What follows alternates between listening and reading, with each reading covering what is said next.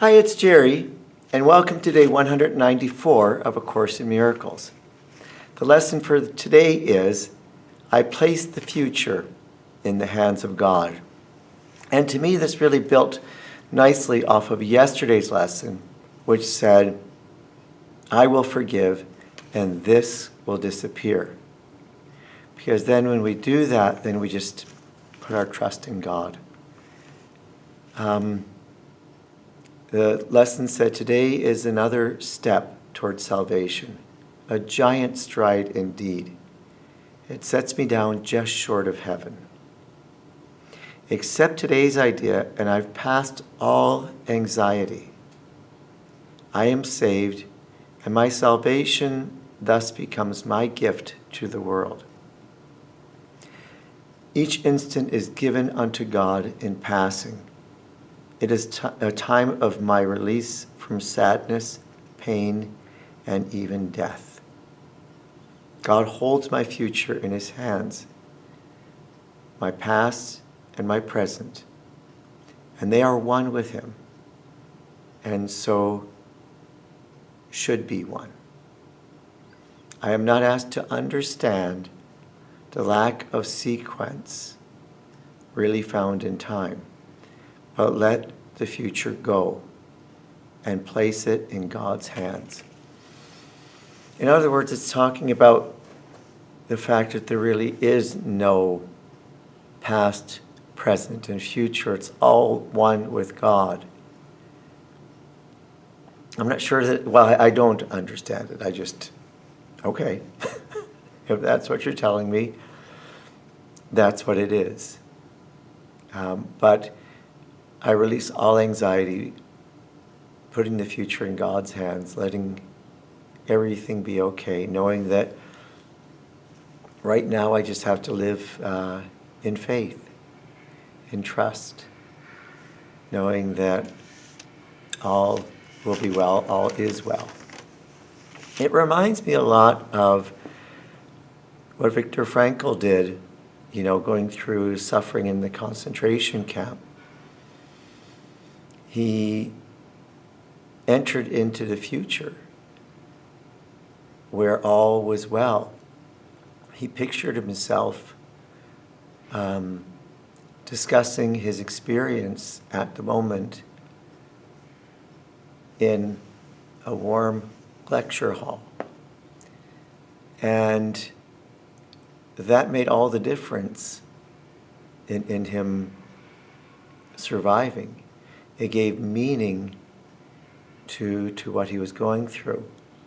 And I think this is something like that. I'm not 100% sure. The text continues. The past punishes me no more, and future dread is now meaningless. Each instant is transformed into a holy instant when the light that was withheld in God's Son is freed to bless the world and share his holiness. This is deliverance. So give it all the consistent effort I can. Make it a part of me. And I've written it on my hand, and I've been referring to it throughout the day, despite the challenges that I face throughout the day. A thought that rules my mind, make it a thought that rules my mind, a reaction to temptation, as I learn to see salvation in all things. So will the world perceive that it is saved. What worry can beset the one who gives his future to the loving hands of God? What can he fear? Place my future in the hands of God, replacing my thoughts of evil and sin with the truth of love. Now I am indeed saved. In God's hands we rest. If we forget, we will be gently reassured. If we accept an unloving thought, it is replaced by love's reflections. If we are tempted to attack, we appeal to God who grants rest and leave temptation far behind. No longer is the world our enemy.